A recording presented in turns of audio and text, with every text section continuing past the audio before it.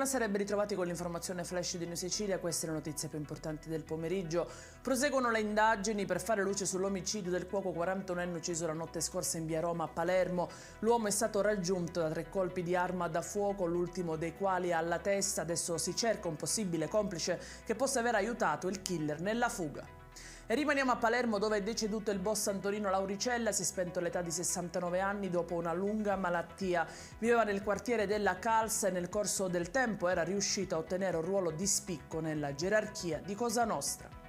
Si cerca una coppia di adolescenti di cui a Licata, nell'Agrigentino, si sono perse le tracce dallo scorso giovedì. I 2 giovanissimi di 17 e 14 anni, secondo l'ipotesi più plausibile, potrebbero essere spariti per la cosiddetta fuitina.